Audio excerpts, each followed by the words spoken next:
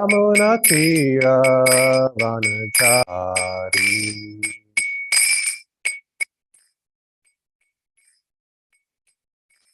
Jaya Radha Madhava Kunja Bihari. Jaya Radha Madhava Kunja Bihari. Jaya Gopi Jana Vallabha Girivardhari. Jaya Gopi Jana Vallabha Girivardhari. Yashoda Nandana Braja Jana Randana. Yashoda Nandana Braja Jana Randana. Yamuna Tira Panachari. Yamuna Tira Panachari. Jaya Radha Madhava Kunja Bihari. Jaya Radha Madhava Kunja Bihari. Jaya Gopi Jana Vallabha Girivardhari. Jaya Gopi Jana Vallabha Girivardhari. Yashoda Nandana Braja Jana Ranjana. Yashoda Nandana Braja Jana Ranjana. Yamuna Tira Panachari. Yamuna Tira Panachari. Jaya Radha Madhava Kunja Bihari. Jaya Radha Madhava Kunja Bihari. Jaya Gopi Jana Vallabha Girivardhari.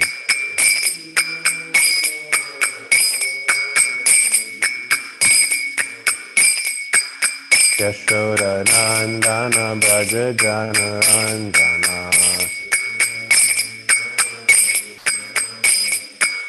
Yashoda Nandana Braja Jana Ranjana.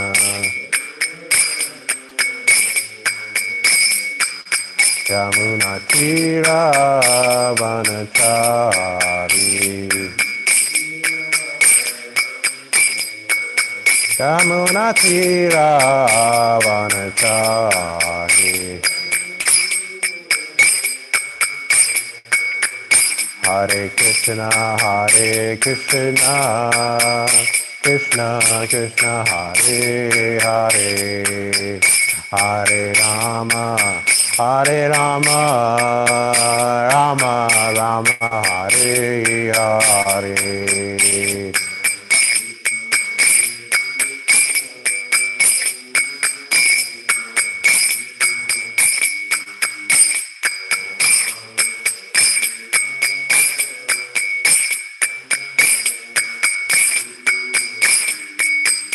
Hare Krishna, Hare Krishna, Krishna Krishna, Hare Hare, Hare Rama, Rama, Hare Hare.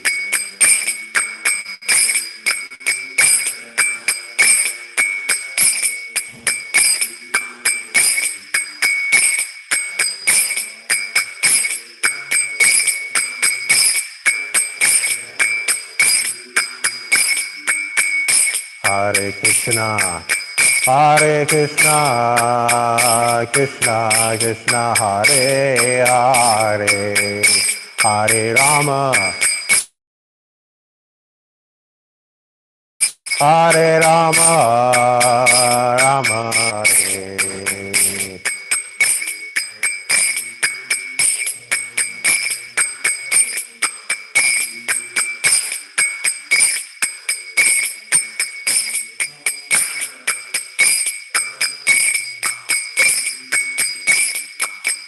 Hare Krishna, Hare Krishna, Krishna Krishna, Hare Hare, Hare Rama,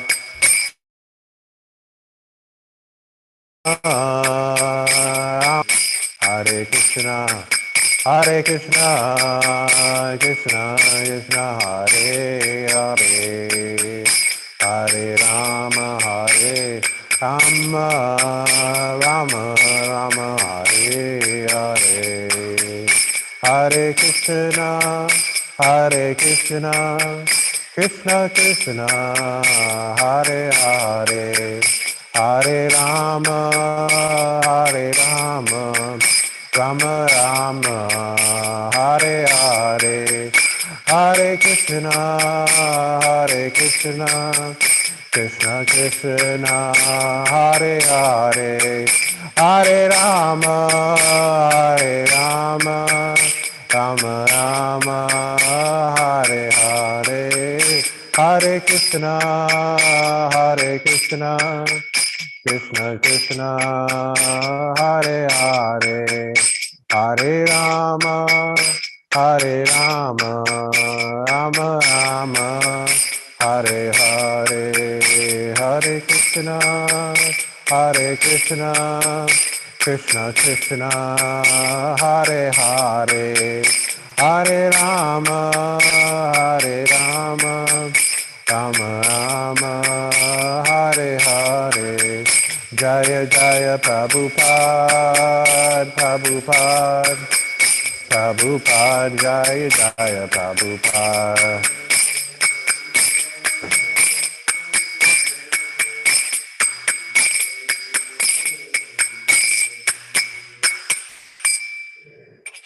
Ram Vishnupada Prahamsa Pravijakacharya Shotashada Srimad Bhaktisiddhanta Saraswati Goswami Maharaj Prabhupada Ki Jai. ISKCON founder Charya Srila Prabhupada Ki Jai. Ram Vishnupada Prahamsa Pravijakacharya Shotashada Srimad Bhaktisiddhanta Saraswati Goswami Maharaj Prabhupada Ki Jai. Granthara Srimad Bhagavatam Ki Jai. Nitai Gaur Premanande. Om Namo Bhagavate Vasudevaya. Om Namo Bhagavate Vasudevaya. Om Namo Bhagavate Vasudevaya. Reading from Srimad Bhagavatam, Canto 4,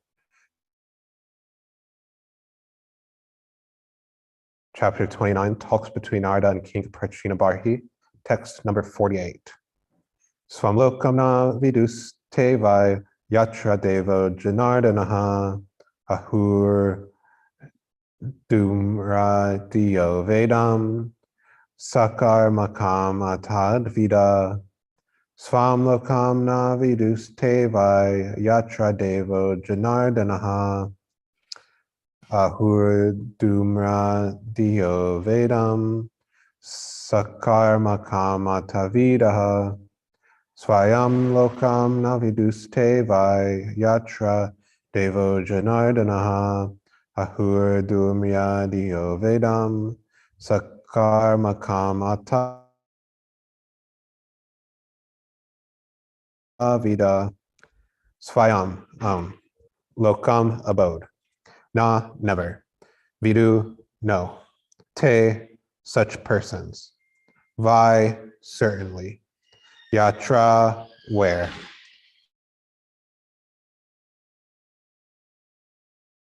Deva, the Supreme Personality of Godhead. Janardana, Krishna or Vishnu. Ahu, speak. Dhumradiya, the less intelligent class of men. Vedam, the four Vedas. Sakarmakam, full of ritualistic ceremonies. Atat Vida, persons who are not in knowledge. Translation and purport by His Divine Grace, A.C. Bhaktivedanta Swami Maharaj Prabhupada. Srila Prabhupada Ki Jai. Those who are less intelligent accept the Vedic ritualistic ceremonies as all in all. They do not know that the purpose of the Vedas is to understand one's own home, where the Supreme Personality of Godhead lives. Not being interested in their real home, they are illusioned and search after other homes. Purport. Generally, people are not aware of their interest in life, to return home back to Godhead. People do not know about their real home, the spiritual world. In the spiritual world, there are many Vaikuntha planets, and the topmost planet is Krishna Loka, Goloka Vrindavan. Despite the so-called advancement of civilization, there is no information of the Vaikuntha Lokas, the spiritual planets. At the present moment, so-called advanced civilized men are trying to go to other planets, but they do not know that even if they go to the highest planetary system, Brahmaloka, they have to come back again to this planet. This is confirmed in the Bhagavad Gita. Brahma bhuvana loka punar avartino arjuna mam upetya tukanteya punarjanma navidyate. From the highest planet in the material world down to the lowest, all are places of misery, wherein repeated birth and death take place, takes birth again. If one goes to the highest planetary system within this universe, he still has to return after the effects of pious activities are finished. Space vehicles may go very high in the sky, but as soon as their fuel is finished,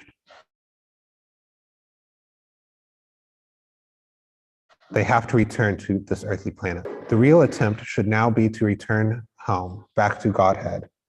The process is mentioned in Bhagavad Gita, Yantimam Yajinopimam.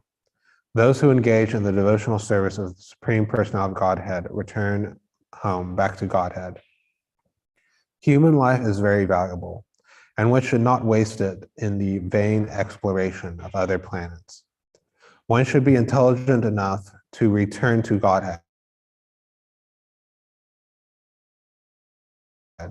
One should be interested in information about the spiritual Vaikuntha, and in particular, the planet known as Goloka Vrindavan, and should learn the art of going there by the simple method of devotional service, beginning with hearing, Shravanam Kirtanam Vishnu.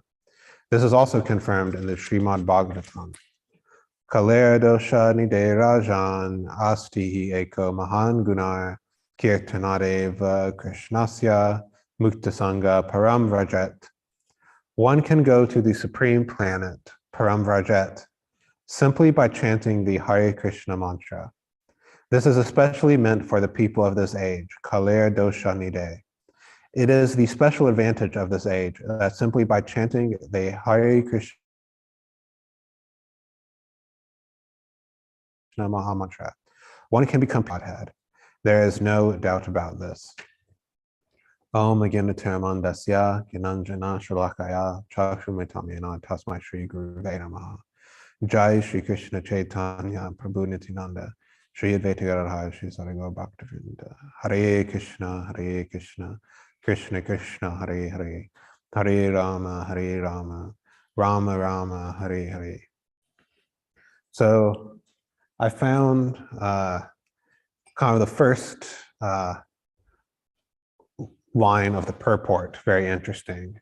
Generally, people are not aware of their interest in life, to return home back to Godhead. And really, I was thinking about modern civilization, so-called civilization. And really, it makes one confused about one's actual interest in life.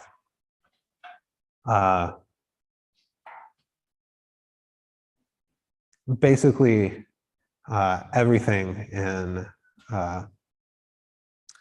modern civilization is confused about what is actually in our own self-interest. What is our actual interest in life? Some people might say, oh, it's just myself. I've got to look out. If you're helping me, then we can be friends. And if you aren't helping me, then you're my mortal enemy.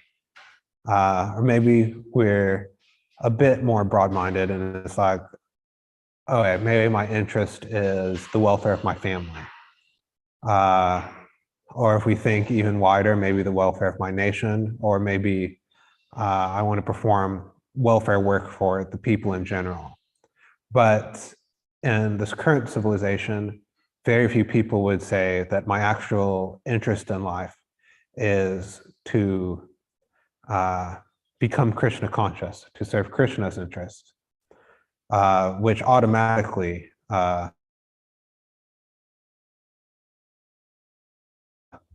serves the self, the family, the nation, and the world in general. Just as we've all heard the example of if you pour water on the root of the tree, then all of the branches benefit. It's not that you have to individually care for each leaf and branch.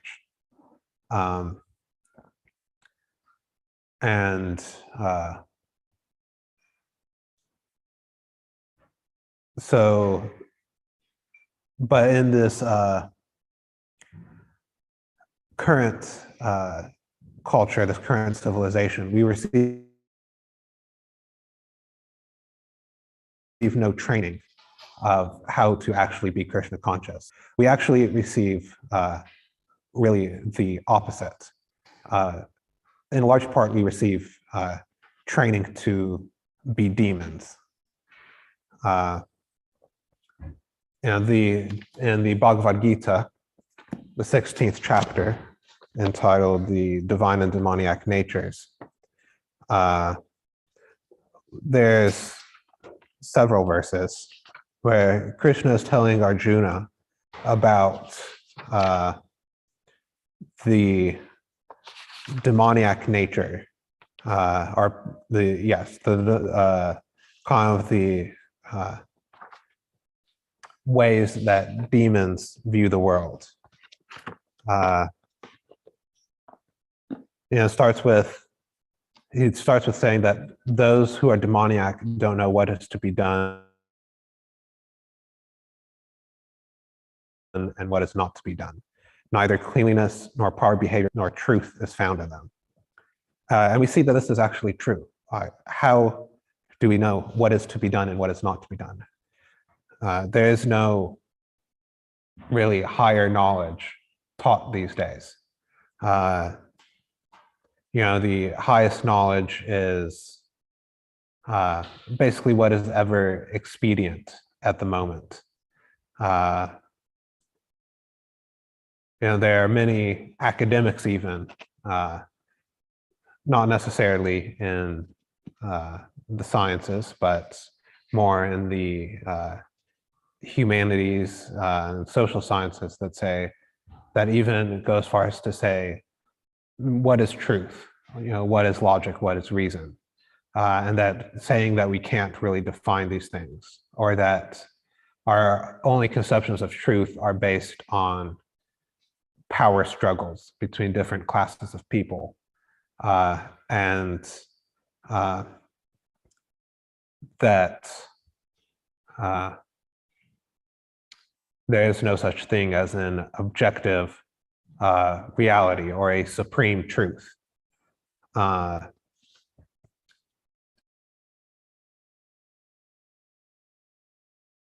And one can see that actually all of the propaganda is to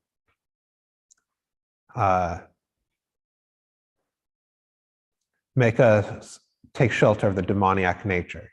It's said a bit later in the 16th chapter that taking shelter of insatiable lust and absorbed in the conceit of pride and false prestige, the demoniac, thus illusioned, are always sworn to unclean work, attracted by the impermanent.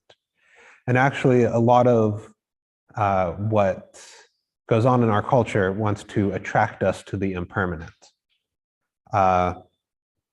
One example that I can think of this that's very prominent is television. I used to watch a lot of television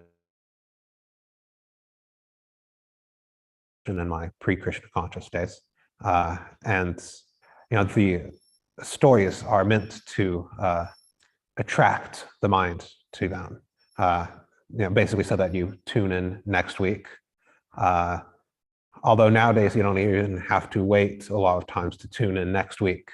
They're released a 16 or 20 episode season all at once on Netflix or Amazon Prime or whatever people watch on. And you can now, if you so desire, watch all, stay in on a weekend and spend 16 hours straight binge watching a television series, season of whatever television series you like. And it actually implants a false reality into our consciousness. There's this study done a while ago where they asked people to give us pictures of some of your best friends and tell us what your favorite television shows are. So they put them into an MRI machine or some sort of brain scanning apparatus, and they showed them pictures of their best friends and also pictures of the main characters from whatever TV show they liked at the moment. And there was basically no brain difference in the triggers in the brain between seeing your best friends and seeing the characters of a TV show that you like. And of course, the TV show characters aren't real. And actually, this is a manifestation of impersonalism, because if these characters or with these fake stories, we don't actually have to have a personal relationship with them. But whatever viewpoint, but it can be taken advantage of because whatever viewpoint is propagated by the show is implanted into our consciousness without us even really thinking about it. Anybody can really make up a story about anything. Whatever point I want to make, I could probably find a real life story to make my point for me. But it's even easier if I'm able to just make up a story. And if I have the facility, I can broadcast this story to billions of people, and then implant within their mind the whatever purpose of the story that I want. And really, a lot of it is because it gives people something to spend their time on. One thing that I was thinking about is that without Krishna consciousness, without Krishna, people really have to try really hard to find ways to spend their time. I'm sure that all of us listening and all of the residents at Gitanagri have no trouble finding things to fill their time with, because there's so much to do around the farm. But if one doesn't have Krishna consciousness, doesn't have devotional service, one simply wants to, or doesn't necessarily want to, but needs to fill their time with other things, because we're all searching after different tastes. That's why people watch these TV shows that I was talking about. It gives them the taste of really conflict or drama. And this even goes out onto the larger scale. I'm supporting this person for whatever office, and somebody else is supporting the other person. I don't know about other people, but whenever I pull up a video on YouTube to listen to a lecture or watch a video about something, there's always been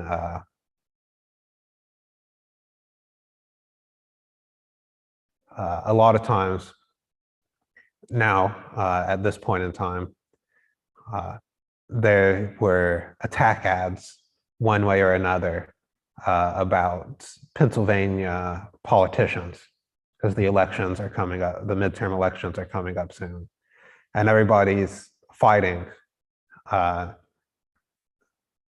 I'll vote for my person, vote for that person, and don't you know that the other person is, just a horrible human being that will lead Pennsylvania and the nation, possibly the world, into ruination.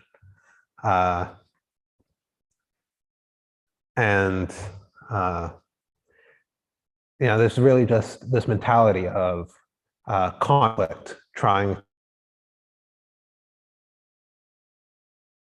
to a conflict and controversy, trying to get the taste. One thing that I thought of that I've heard about, kind of been following, is that there's even controversy in the chess world right now over a cheating scandal. So in all areas of life, there's not a lot of controversies in the chess world, generally speaking. But in every area of life and in every endeavor, people are always looking for the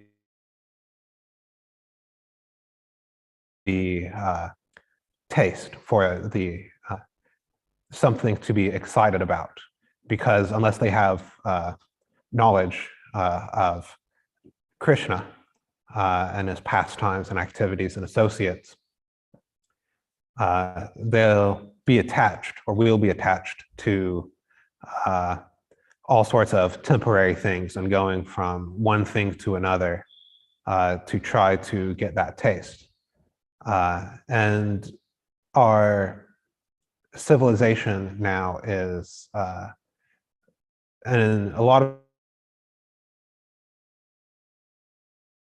it is because our civilization now, even from a material perspective, is very confused. There's considered to be 4 pillars or 4 principles of advancement of civilization: dharma, artha, kama, and moksha. So duty or religiousness, economic development, sense gratification, and ultimately liberation. And there's no real knowledge of there's no real knowledge of the proper way to organize these. In a proper civilization, first, you have your dharma, so your duties, which can include whatever occupation is needed. Then you work in your occupations and in your status of life to have some sort of economic advancement, to be able to live comfortably, and then some sense gratification. And then if one is intelligent, one sees that sense gratification will never satisfy one, so then one seeks to be liberated from material existence. And in a proper civilization, we have this understanding. It says in the verse that we read today, that those who are less intelligent accept the Vedic ritualistic ceremonies as all in all. But actually, if we compare that with our current civilization, even if we just accepted the Vedic ritualistic ceremonies, we would be in a better position. as in society as a whole. Because now we do have the same goal as the Vedic ritualistic ceremonies, basically a better life in the future. But because of lack of knowledge, we don't know the proper way. Because even in Vedic society, in Varnashram Dharma, there is facility for those who are just interested in good karma to work that way, to work in that way and do so in a way that is not disturbing to everyone else. Of course, if it's taken excessively, it can be disturbing, as the situation that started these talks between Narada and King Prachinabarhi. But in general, even if one is just interested in the material, in the Vedic society, they are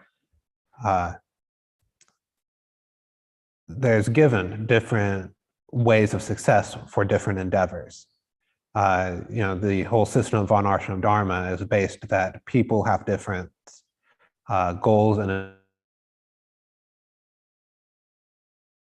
endeavors in life from a material platform. But no matter what one's propensity is, somebody may have a more Brahminical propensity, while another a more Vaishya propensity, for example. But according to the actual ways of Dharma, according to proper civilization, the ways of success are there. And the point is that they all work harmoniously, not that everybody is trying to bulldoze over everybody else. In the current system, there is no real harmonious working. It's all competition. And now if somebody does want to live simply,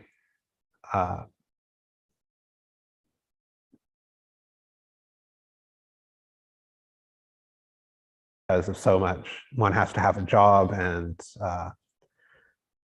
generally a family has to have two jobs, so the mother and father both have to go to work to afford being able to live in the city, which means that somebody has to take care of the children. And there are so many examples in modern society that all the different endeavors are working against each other. And it would be one thing if all these different endeavors actually satisfied people, but actually people aren't satisfied. Of course, one cannot be satisfied one cannot be ultimately satisfied without Krishna consciousness. But even on the material platform, one is not satisfied because there's no idea of working according to one's nature. I know personally growing up, there was always a lot of talk about rights, but not a lot of talks about duty. I was told, probably like a lot of children growing up, that, oh, any one of you could become the president. Which, even if all of us were qualified and had the desire to become the president of the United States, there is only one president of the United States at any one time. So, if you have of 30 children, let's say, and then multiply that by maybe 20 classes in the school, 20 schools in the city, hundreds of cities across the country. Not everybody is going to make those, even if everybody wanted to vie for that position of president or CEO or whatever, not everybody's going to do it. What to speak of how many people are actually qualified to be in that position. But actually, if one has a view that there's a duty, which is kind of the idea of Varnashram Dharma, then one can be happy contributing to the whole in whatever way, not that one has to be at the top all the time. So we read in this purport and in many other purports about the differences between this civilization and the proper civilization. And we might think, okay, that's very nice. I would very much like to live in a proper civilization, a Vedic civilization. But unfortunately, due to my past activities, I was born in this demoniac civilization. So what is to be done? What can we do? And as it's talked about in the purport and throughout all of Prabhupada's writing, there's a special dispensation and a special advantage in this age. It's very easy comparatively to go back to Godhead in this time. So one can just engage in devotional service and chant Hare Krishna.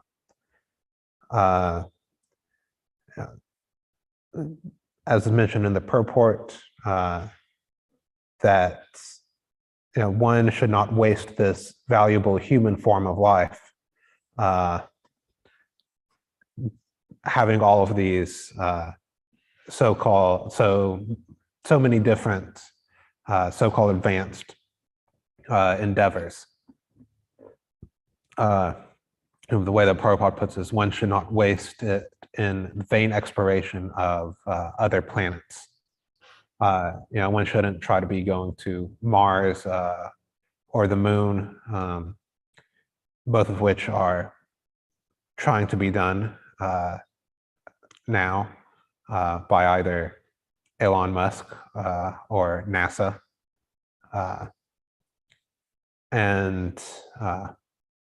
But one should use one's time to engage in devotional service, which, as I've made the point before, seems like material activities that we are used to. It's kind of as a way to engage us in things that we might know or might be attracted to by our conditional in our conditioned status of life, but do them for Krishna. And then, of course, also there's the chanting of Hare Krishna, which is the special dispensation for this age. And it's actually the special advantage of this age, as said in the purport, because in other yugas, the process of self-realization was very difficult. In Satya Yuga, one would need to go to the Himalayas or to the forest and stand on one leg or something, stand in some yoga position for tens of thousands of years in order to gain self-realization. I don't know about anybody else, but I can barely stand on one leg, for a couple of minutes, much less 10,000 years. But in Kali Yuga, one just has to chant Hare Krishna for 50 years, 20 years, the very short, comparatively speaking, human life in this age. And then one, by that process, can become purified of all contamination and go back home, back to Godhead. And despite all of the disadvantages of this age, this one very special advantage makes up for all of it. So that's all that I have. Are there any questions, comments?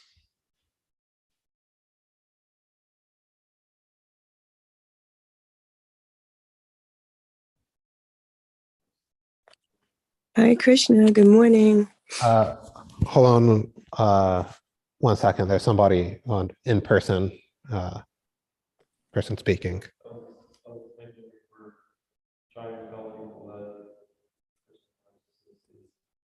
satisfied. I think a lot of people, even if they so be get that prove to me that it was satisfied. That their response so bad. Yeah.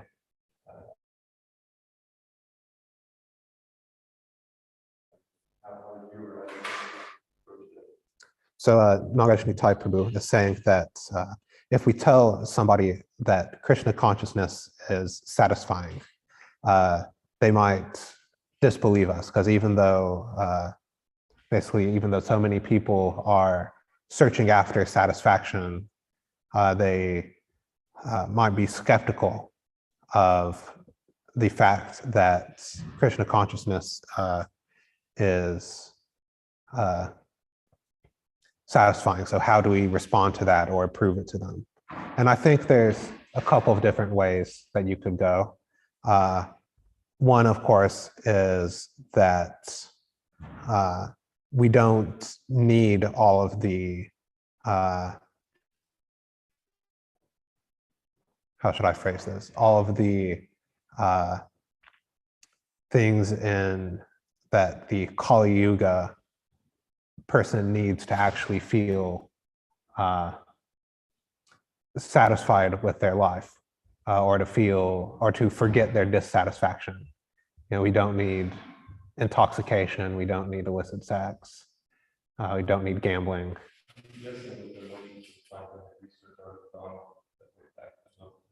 Yeah. And then of course we could also just say do the experiment. You know, people in the modern age are very enamored with science, right? Follow this. So you could just say to them, you know, follow the science, right? Perform an experiment, chant Hare Krishna for 1 year or even 6 months, and see for yourself, will you be satisfied? You don't even have to give up any of your material endeavors. You know, go to school, go to work. You can get them to chant Hare Krishna, and if they want to really do the experiment, follow the 4 regulative principles, then they can see for themselves that it is satisfying. But then we already got them. Yes, but by then we've already got them. I believe there was a Zoom participant. Hi, Krishna. Good morning. Thank you for this wonderful, wonderful class, Prabhuji. I really loved your points where you just basically said that Krishna consciousness is the fulfillment of all the things people are trying to accomplish in the world. And I thought about, for example, in the 10 Commandments, when people say, don't take the Lord's name in vain. And I grew up thinking that meant like, just don't say like, oh my God, out loud or something like that. And then you come to Krishna consciousness and we learn chant with attention, that when we are saying the holy names, Krishna is there, you know, and that we need to set aside time and be reverent about this, because this is a very real thing that happens. And that's like the fulfillment of that, you know. And I just love the point you just made, how, and when you were saying like you're trying to fill your time in the world. And I thought, like, you know, in the world, it's like eat, drink, and be merry. And people want to do all these outside things to make the inside feel better. And then we learn chant and be happy. And the reality is it's an inside thing. We're going to the Lord in the heart. We're going to Krishna, and Krishna changes everything. So I just really, what a wonderful, wonderful class. And thank you so much for these points and for making them so simple and easy to grasp. Thank you. I make the point simple because I don't understand them. Yeah, I appreciate this point that you bring up about taking the Lord's name in vain. It's not just, saying, oh my God, or, Jesus Christ, and something exasperating happens. But really it's, what comes to my mind is taking the Lord's name as a material thing. And you brought up the point about inattentive chanting. And that brings to my mind point that, it doesn't really matter in many cases if we don't pay attention to a material sound. Of course, sometimes it does for our material endeavors. But as far as our consciousness goes, the more we can shut out material sound and replace it with spiritual sound, the better for us.